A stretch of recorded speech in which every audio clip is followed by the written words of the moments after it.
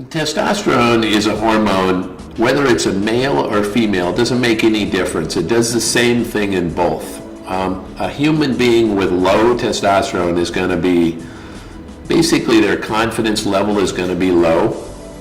Depending on the degree of the deficiency, it's going to be the degree of the result. If a person is low in testosterone, male or female, you're going to see them, they're going to be unsure of themselves. They'll have a hard time making a decision with things. They'll kick the can around a little bit. They just, instead of thinking about doing something today, they'll put it off until tomorrow. They'll be typically depressed. And when I say depressed, not necessarily hanging their head and crying, but they're not feeling like superstars anymore. They're not feeling like they can take on the world and solve problems. They're just they're unsure, unstable, just feeling less than in so many ways.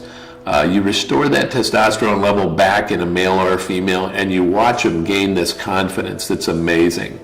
They'll just start to feel like they can do things again, like they can do anything, like they start to think about becoming more in every way. Their stamina just goes way up.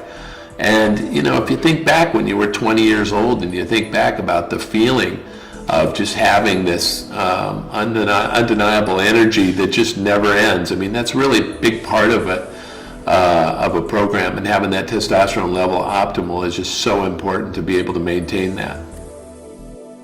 It's commonly thought and misunderstood by a lot of women think that testosterone is only for men. Couldn't be further from the truth. You commonly see women, by the time they get 40 years old, they've got a 50% or worse testosterone deficiency. It's almost, you always see it. Male or female, you're going to see about a 50% deficiency. And the same problems that a male will have from low testosterone, the woman's going to have the same thing. Women don't have as much testosterone, but that doesn't mean that the testosterone they have isn't extremely important to their health. It basically works exactly the same way. The confidence in the female will be low, the metabolism will be low, the body composition will be poor. It just makes a huge difference for women or for men, whether they have those levels in an optimal range or not. Treating testosterone deficiencies, there's a lot of different ways to treat testosterone deficiencies. I believe that there are methods that are used that work much better than others. For females, since they take very small amounts of testosterone, typically it's used in a transdermal base. In other words, it's applied to the skin, and it's a very small amount, and it's used daily. With males, generally speaking, I mean, there are transdermal applications available for men. There's injectable applications for men. I feel very strongly about some particular methods that I believe are much better, and the injectable form is in fact superior in my opinion in many ways. We've developed a way of treating injectables here that I think is far superior to what's been available in the past. I just do think that it works much better than most transdermals. There's less head hair loss, and you just maintain a better level of health, I believe. Testosterone declines as we age, basically because each day that you live past the age of 25, you're losing more and more cells. Those cells are dying every day. Your glands that produce hormones are just not capable as producing as much. So year after year, as you go along, you have less and less cells to produce those various hormones, okay? So you end up with this situation, usually by age 25 is about when the decline starts. By age 35, you're already noticing a pretty significant drop in the levels. In young men, you'll see testosterone levels, for example. I've seen as high as 1,250 in a 22-year-old male. I've seen as low as 217 in a 22-year-old male. So the reference range, you can see two pretty big swings there. I've seen in 40-year-old males, probably the reference range in a 40-year-old, you don't usually see much more than a 600 in a 40-year-old, and you typically see something more in the range of 450, 500, but you do see them as low in the 200s as well. Moves around a little bit depending on lifestyle and how physical a person is. If you take a 20-year-old and you get them laying around on the couch a lot, watching TV, basically they're not going to make much for hormones. The body just slows down. The skin doesn't get dark if you're not walking out into the sun. Your body doesn't make a lot of hormones if you're not active. So when you see all these young people that are real inactive today, hormonally they become very deficient. So when they get out and become active, their hormone levels go up and their metabolisms kick up. That's why physicality is so much a part of this. But you take a 20-year-old who's laying around, you get them off the couch and you get them active, all of a sudden their whole life comes back together, they feel better, the depression goes away, they're doing amazing, right? You do that with a 40-year-old, you don't quite get the same response. You could take a 40-year-old from 200, testosterone level at 200 to maybe up to 450, 500 with exercise, but you're never going to get them up to a 1,000 or a 1,200 level ever again. It's just, you're not going to see those kind of numbers. So the difference between the two is just that the 40-year-old's got age-related decline that's going to be something that you're not going to be able to do anything about unless you treat that deficiency with supplemental hormone. Testosterone replacement therapy has become such commonplace now. It's funny, I look back in probably 2005, you could probably find about 100 physicians, you could probably find about maybe 5 or 6 that would be supportive of testosterone replacement.